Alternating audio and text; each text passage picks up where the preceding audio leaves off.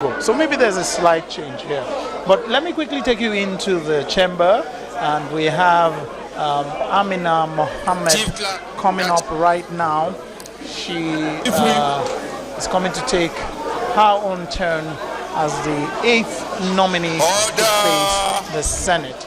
This morning we heard the Committee on Ethics also give their position on the petition against her, making way for her to appear here. And she now moves to take the stand and to have her turn.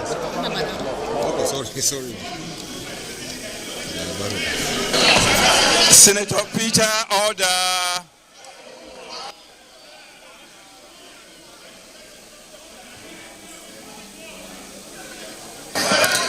Chief Whip.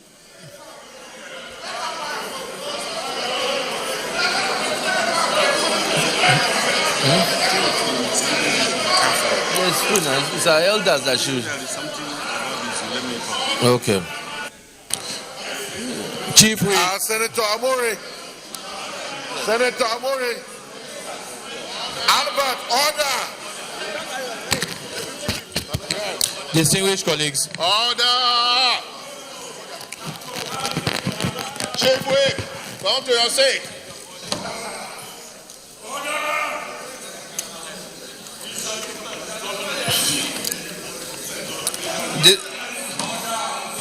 Let's go. Let her take a bow and go. Distinguished colleagues, the ministerial nominee before us I know. Now I put it deliberately. is Aminat Mohammed. We have all got your CVs. So we would like you to just give us a brief introduction of yourself. If there's something on your CV you would like to emphasize on, or if there's something in your CV that is missing that you want to inform us about, we'll give you time to say that. And after that, you take a few questions. It's okay. Is this working? Your Excellency, Senate President, Your Excellency, the Deputy Senate President, our principal officers, I would like to also take the opportunity to recognize my 3 senators, former Governor of Gombe State, Distinguished Senator Danjuma Goje, our former Speaker of the Federal House of Representatives, Senator Bayero Nafada, and our former Deputy Governor of Gombe State, Senator Joshua Ledani. I won't, of course, leave without saying special recognition to the women senators, distinguished senators. I am indeed privileged and honored to be here nominated as a Minister for the Federal Republic, but I'm more humbled by standing before this House. I am Aminat Mohammed, OFR, born on the 27th of June, 1961, to a father from Gombe, a mother from the UK, one of 5 girls, the eldest. My school in Nigeria and the UK, and then proceeded on a career over the past 30 years in the private sector, a stint in civil society, in the public sector, both nationally and internationally. If found fit to serve by this hallowed chamber, then I would say that the experience that I would bring to my country and to service has already started a while ago in public service, but would build on the experiences that I've had since then, both in understanding better the what we need to do and therefore find the solutions of how. The 30 years of our experience in the private sector was really working for government as a client, but designing and building public institutions for which we now have a great need if we want to think about governance and delivery of service. In civil society, I spent a short time arguing with government then that we needed a national education plan, which we did not have in 2000. Consequently, we were able to produce a national EFA plan. Thereafter, I joined public service for the MDGs when we got the debt relief. The President then had asked us to spend that trying to achieve the poverty agenda with the Millennium Development Goals. Having served just over 7 years on that, I then left the country, first to teach as an adjunct professor at Columbia University in New York on the master's course in the School of International Public Affairs. That was not for long before I was asked by the Secretary General of the United Nations to come and lead the process for the successor development agenda of the MDGs. Today, I believe that we really do know what the issues are.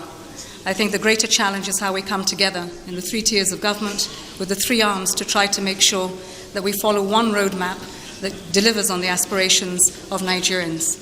And I believe that that's what I have to offer in terms of the experience that has been had in all of those 3 areas of the country. Thank you.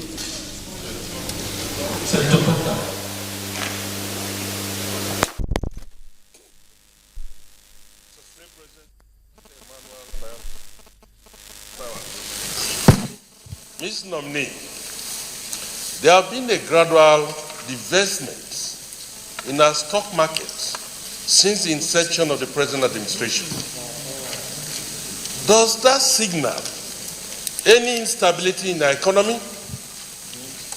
If so, if you are confirmed as a minister, how will you rectify this divestment, especially when it's coming from a foreign investor?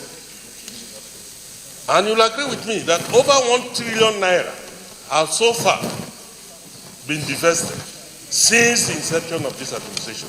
Thank you, Mr. Nominee. Senator Alashadra.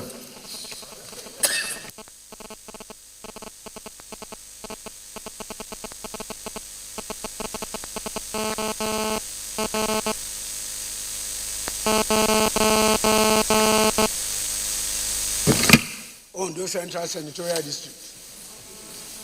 Madam Nominee, you were once in charge of MDG, and during that time, a lot of grants were given to states. And those of us who served in another tier of government during that time could not understand the criteria that was being used by your office to give these grants to people. It seems as at that time it was not transparent enough.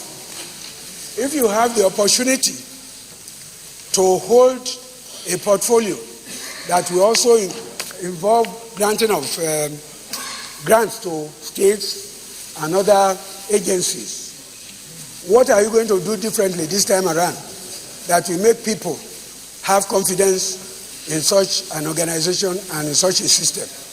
Thank you. Senator Adeleke.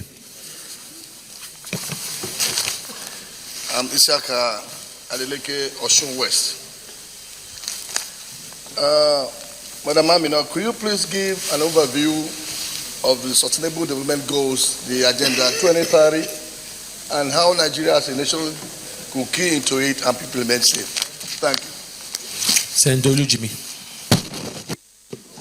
Thank you, Mr. President. Distinguished colleagues. Madam Nominee, you are a product of the PDP.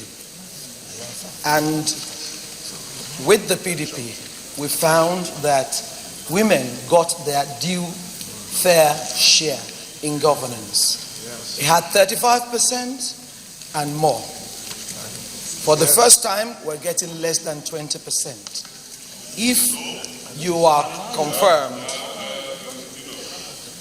what are you going to do to rectify this? Remembering that part of the goals of the MDG is gender equality and empowerment. For now, that is not being met. What are you likely to do to make it better? Am I allowed one more? Yes, go ahead, one more question. 5 questions. Madam Nominee. Madam Nominee, when you handled the MDGs, there were states that didn't quite benefit sufficiently in the disbursement of grants and all the appurtenances. However, some got more than they were was their dues. It was lopsided, and there was plenty of rancor as to what to do to make them better. You are going back now. What are you going to do to ensure that that does not happen? And then you balance everything because of this equality of opportunities for all the states of the Federation.